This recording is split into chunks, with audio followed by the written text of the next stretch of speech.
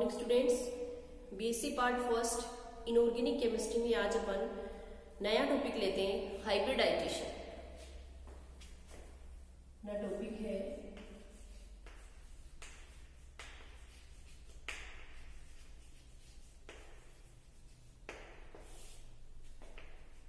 Hybridisation, जिसे अपन बोलते हैं संकरण। तो देखो, सबसे पहले तो हाइब्रिडाइजेशन कंसेप्ट और किसने दिया था? पोलिंग ने दिया था। ये पता होना चाहिए कि हाइब्रिडाइजेशन कंसेप्ट किसने दिया? पोलिंग ने दिया था।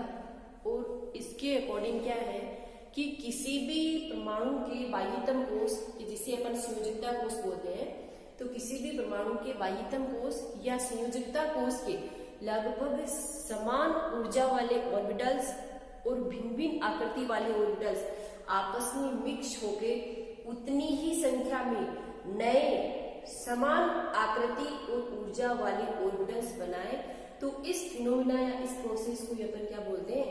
हाइब्रिडाइजेशन। एक बार फिर से रिपीट करूं कि किसी परमाणु के बाह्यतम कोश या संयोजकता कोश के लगभग समान ऊर्जा और भिन्न भिन्न आकृति वाले ऑर्बिटल्स आपस में मिक्स होके उतनी ही संख्या में नए समान ऊर्जा और समान आकृति वाले ऑर्बिटल्स हैं वो बनाते हैं।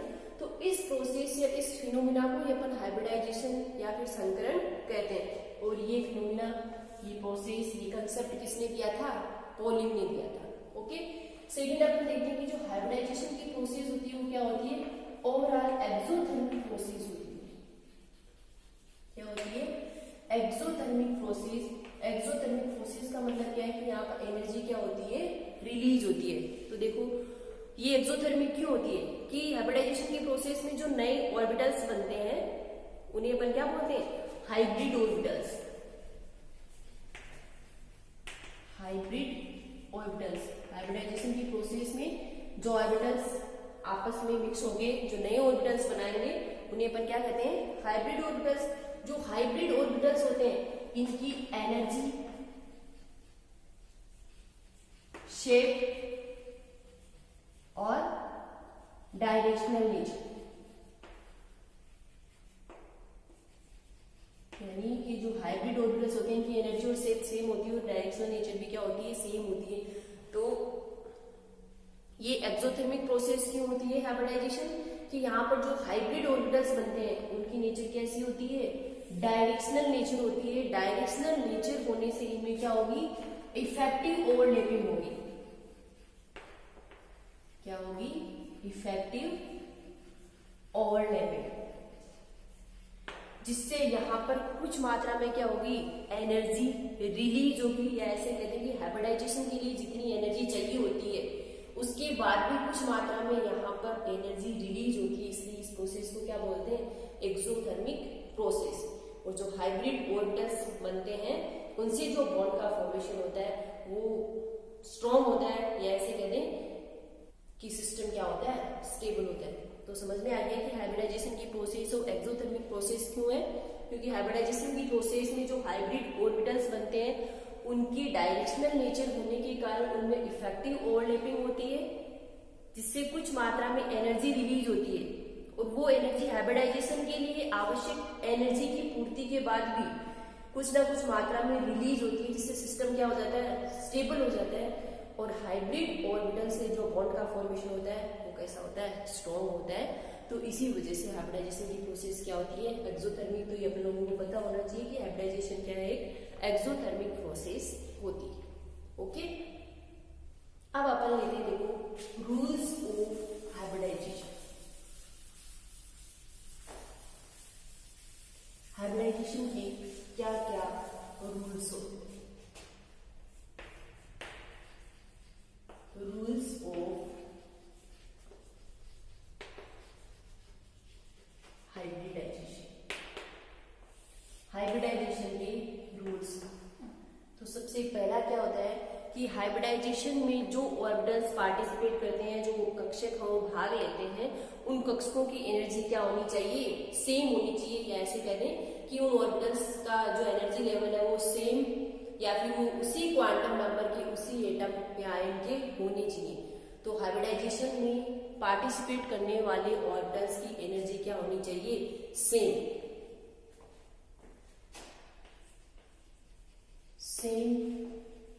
Energy of orbitals. Okay, second क्या आ जाएगा कि हाइब्रिडाइजेशन की प्रोसेस में जितने ऑर्बिटल्स पार्टिसिपेट कर रहे हैं उतनी ही नंबर में नए हाइब्रिड ऑर्बिटल्स बनने चाहिए। क्या कह रहे हैं कि हाइब्रिडाइजेशन की प्रोसेस में जितने कक्षक भाग लेते हैं उतनी ही संख्या में नए संकरित कक्षक हैं वो बनने चाहिए। Number of participating orbitals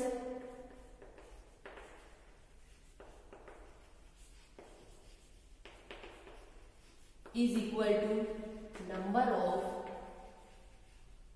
newly formed hybrid orbitals।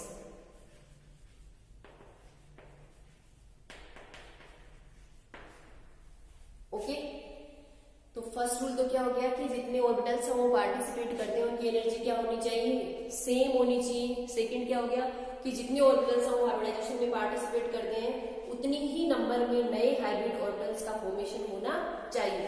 Third क्या आता है कि अपन किसी एटम के लिए कोई डेफिनेट है वो हाइब्रिडाइजेशन नहीं बता सकते।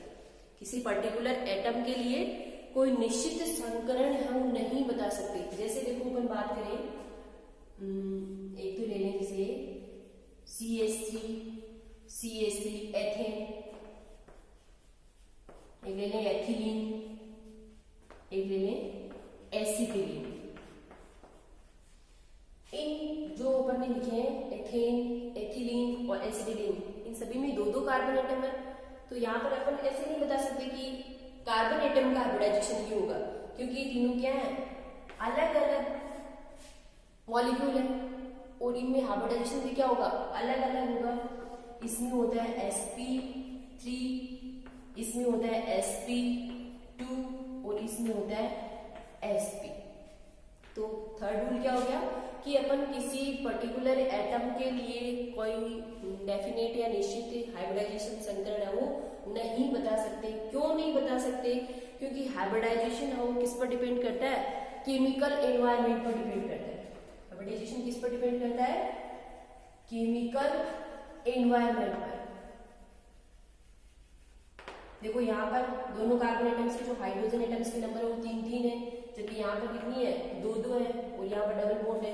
यहाँ पर एक हाइड्रोजन एटम है और कौन सा बॉन्ड है, ट्रिपल बॉन्ड है। तो फर्स्ट रूल तो क्या हो गया कि जितने जो ऑर्बिटल्स पार्टिसिपेट करते हैं उनकी एनर्जी क्या होनी चाहिए, सेम होनी चाहिए। सेकंड, जितने ऑर्बिटल्स हम हाइब्रिडाइजेशन में पार्टिसिपेट करते हैं उतनी ही नंबर में नए हाइब्रिड ऑर्बिटल्स बनने चाहिए।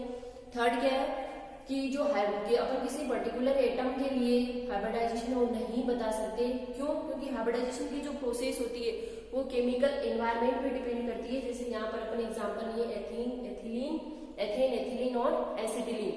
यहाँ पर देखो कार्बन एटम सेम है, लेकिन अपन कार्बन एटम का हाइब्रिडाइजेशन नहीं बता सकते क्योंकि यहाँ पर उनका एनवायरमेंट क्या है, सेम है। देखो यहाँ पर कितने हाइड्रोजन है, बॉन्ड सिंगल है, यहाँ पर 2 हाइड्रोजन है, डबल है, यहाँ पर ट्रिपल बॉन्ड। ओके, ये हो गए 3 रूल। अब देखो हम आगे चलते हैं, इसका फोर्थ रूल क्या है कि हाइब्रिडाइजेशन की जो प्रोसेस होती है उसमें ऑर्बिटल्स पार्टिसिपेट करते हैं, इलेक्ट्रॉन्स नहीं। Okay, participation of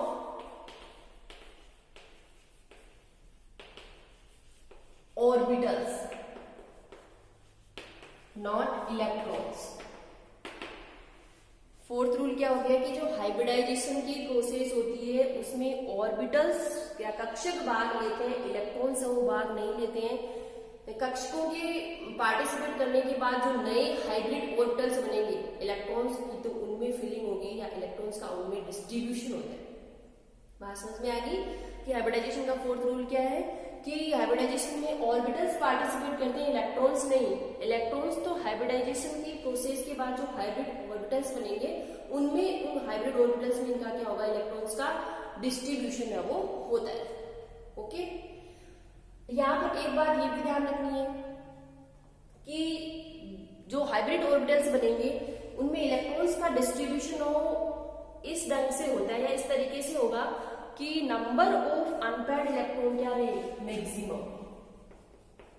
hybrid orbitals में अपने को इलेक्ट्रॉन्स का डिस्ट्रीब्यूशन इस प्रकार से करना है कि वहां पर maximum number of unpaired electron रहे, यानी इलेक्ट्रॉन्स की अयुग्मिक संख्या हो ज्यादा से ज्यादा। तो ये हो गया इसका फोर्थ रूल। फिफ्थ रूल है कि जो हाइब्रिड ऑर्बिटल्स होते हैं वो तो क्या होते हैं, एनर्जी शेप इनमें सब में क्या होते हैं, सेम होते हैं, लेकिन 3D स्पेस में उनका जो विन्यास अरेंजमेंट है वो क्या हो सकता है, डिफरेंट हो सकता है। तो क्या हो जाएगा, डिफरेंट अरेंजमेंट इन 3D स्पेस। कि जो हाइब्रिड ऑर्बिटल्स होते हैं वो एनर्जी और शेप में क्या होते हैं, सेम होते हैं, लेकिन 3D स्पेस में उनका जो विन्यास है वो क्या हो सकता है, भिन्न भिन्न है वो हो सकता है। ओके, 6th रूल आ जाएगा कि हाइब्रिडाइजेशन से अपन किसी मॉलिक्यूल की ज्योमेट्री और बॉन्ड एंगल ये बता सकते हैं। 6th रूल क्या है कि हाइब्रिडाइजेशन से अपन किसी भी मॉलिक्यूल की ज्योमेट्री यानी ज्यामिति, बॉन्ड एंगल, बंधकोण के बारे में बता सकते हैं। सबसे लास्ट कि हाइब्रिडाइजेशन को शो करने के लिए अपन क्या करते हैं कि उस हाइब्रिडाइजेशन में कौन कौन से ऑर्बिटल्स पार्टिसिपेट करते हैं उनको लिख के उन ऑर्बिटल्स के नंबर उन ऑर्बिटल्स के ऊपर लिख देते हैं। जैसे sp हाइब्रिडाइजेशन में एक s और एक p ऑर्बिटल पार्टिसिपेट करते हैं तो इन्हें sp कहेंगे। sp2 में क्या होता है, एक s और दो p कक्षक, तो p कक्षक कितने, दो, तो दो को कहां लिख देंगे, p के ऊपर। sp3 में एक s और तीन p, तो तीन को कहां लिख देंगे, p के ऊपर। इस प्रकार से इन्हें प्रदर्शित है वो किया जाता है कि हाइब्रिडाइजेशन में कौन कौन से ऑर्बिटल्स हम पार्टिसिपेट कर रहे हैं, उन ऑर्बिटल्स को लिख के उनके ऊपर फिर उनकी नंबर लिख देते हैं कि इन ऑर्बिटल्स के कितने नंबर है वो यहाँ पर भाग ले लिए। तो ये हो गए हाइब्रिडाइजेशन के कुछ जनरल रूल्स। ओके, एक बार फिर से बता देती हूँ। फर्स्ट क्या होता है कि हाइब्रिडाइजेशन में जो भी ऑर्बिटल्स पार्टिसिपेट करते हैं उनकी एनर्जी क्या होती है, सेम होती है। सेकेंड क्या होगा कि जितने ऑर्बिटल्स हम पार्टिसिपेट करते हैं उतनी ही संख्या में नए हाइब्रिड ऑर्बिटल्स का फॉर्मेशन होता है। और किसी भी एक एटम के लिए अपन हाइब्रिडाइजेशन नहीं बता सकते क्योंकि जो हाइब्रिडाइजेशन है वो केमिकल एनवायरनमेंट पे डिपेंड करता है। और उसके आगे वाला रूल क्या हो जाएगा, फोर्थ रूल। अभी अपन ने क्या देखा था कि हाइब्रिडाइजेशन में ऑर्बिटल्स पार्टिसिपेट करते हैं, इलेक्ट्रॉन्स नहीं। इलेक्ट्रॉन्स तो जो न्यूली हाइब्रिड ऑर्बिटल्स बनते हैं उनमें उनका क्या होता है, डिस्ट्रीब्यूशन होता है। और फिफ्थ रूल क्या हो जाएगा कि हाइब्रिड ऑर्बिटल्स तो क्या होते हैं, सेम होते हैं। 3D स्पेस में उनका अरेंजमेंट या विन्यास क्या हो सकता है, भिन्न हो सकता है। और हाइब्रिडाइजेशन से अपन किसी मॉलिक्यूल की ज्योमेट्री या बॉन्ड एंगल ये बता सकते हैं। और सबसे लास्ट में भी अपन ने देखा कि हाइब्रिडाइजेशन को कैसे शो करेंगे कि कौन कौन से ऑर्बिटल्स में पार्टिसिपेट कर रहे हैं, उनकी नंबर कितनी है, नंबर को उन ऑर्बिटल्स के ऊपर लिख देंगे।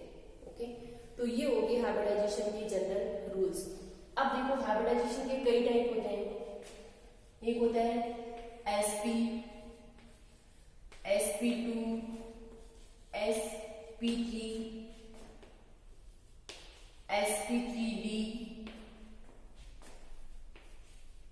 sp3d2, sp3d3, dsp2। ऐसे कई प्रकार के अपन हाइब्रिडाइजेशन है वो पढ़ते हैं। अपन सबसे पहले लेते हैं sp हाइब्रिडाइजेशन। देखो sp हाइब्रिडाइजेशन में क्या होता है कि एक तो s ऑर्बिटल और एक p ऑर्बिटल भाग लेते हैं। sp हाइब्रिडाइजेशन में एक तो s और एक p ऑर्बिटल भाग लेता है और फिर दो नए हाइब्रिड sp हाइब्रिड ऑर्बिटल्स बनाते हैं। तो देखो s ऑर्बिटल्स की शेप ऐसी होती है, अपन जानते हैं गोलाकार होती है। तो एक s और एक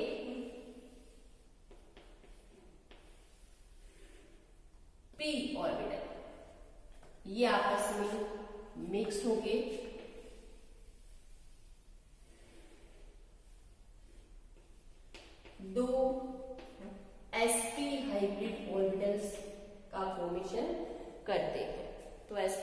ऑर्बिटल्स में एक s और एक p ऑर्बिटल पार्टिसिपेट करते हैं। ये s ये p ये आपस में मिक्स होके दो sp हाइब्रिड ऑर्बिटल्स है वो बनाते हैं। जैसे इसका एग्जांपल है अपन BeCl, ओके। बेरिलियम अपन लिखे बेरिलियम का electronic configuration 1s2 2s2 2p क्या है यहाँ पर खाली है 2px 0 2py 0 2pz 0, यानी 1s और 2s तो कंप्लीटली फिल्ड है, 2p क्या है यहाँ पर वैकेंट है। तो यहाँ से क्या होगा कि s से एक इलेक्ट्रॉन ऑक्साइडेड स्टेट में ऑक्साइड होकर कहाँ चला जाएगा px में चला जाए। तो बेरिलियम का ऑक्साइडेड स्टेट में इलेक्ट्रॉनिक कॉन्फ़िगरेशन क्या हो जाएगा 1s2 2s1 2px 1। तो 2s और 2px इनमें दोनों में एक एक अनपेड इलेक्ट्रॉन है। तो ये एक एक अनपेड इलेक्ट्रॉन यहाँ पर 2 Cl है, इन दोनों से क्या बना लेंगे यहाँ पर बॉन्ड बन जाएगा, ओके। तो यहाँ पर देखो S और P में एक एक अयुग्मित इलेक्ट्रॉन है। तो S और P आपस में हाइब्रिड होकर दो sp हाइब्रिड ऑर्बिटल्स का निर्माण कर लेंगे। और यहाँ पर देखो जो दो sp हाइब्रिड ऑर्बिटल्स बनेंगे वो क्लोरीन के pz ऑर्बिटल्स के साथ ओवरलैपिंग करके बॉन्ड बना लेंगे। और यहाँ पर किसका फॉर्मेशन हो जाएगा BeCl2 का। ये होता है sp हाइब्रिडाइजेशन के बीच में बॉन्ड एंगल कितना है 180 डिग्री, ओके। ऐसे जैसे सेकंड एग्जांपल अपन ले लें CO2 वाली।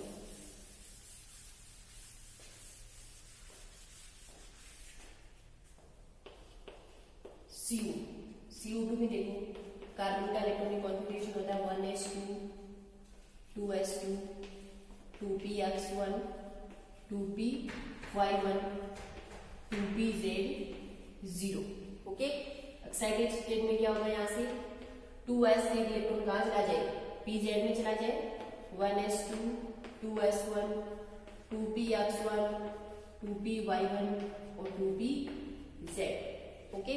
तो यहाँ से कार्बन एक s और p ऑर्बिटल्स का आपस में हाइब्रिडाइजेशन होके दो तो क्या बनेंगे sp हाइब्रिडाइज्ड ऑर्बिटल्स बनेंगे। और साथ में इसके पास दो क्या रहेंगे प्योरली p ऑर्बिटल्स हैं वो बचे हुए हैं अभी py और pz। तो ऑक्सीजन के पास देखो ऑक्सीजन का क्या इलेक्ट्रॉनिक कॉन्फ़िगरेशन होता है 1s2 2s2 2p4, ओके। देखो यहां से क्या होगा ये जो कार्बन के दो p ऑर्बिटल्स बचे हुए हैं ये ऑक्सीजन के ऑर्बिटल्स के साथ ओवरलैपिंग करके, तो देखो यहाँ पर 1s2 2s2 2p4 अपन ऐसे हैं 1 2 3 और 4।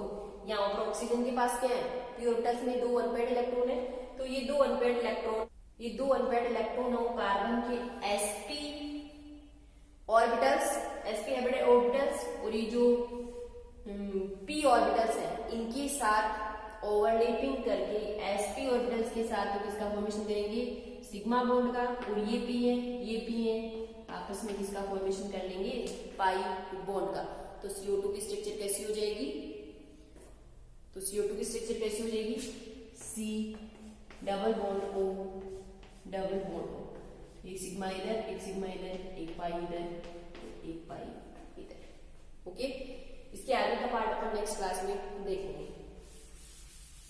जिसमें अपन सारी हाइब्रिडाइजेशन और डिटेल से पढ़ेंगे sp2 sp3 sp3b 2d3 ये सारे।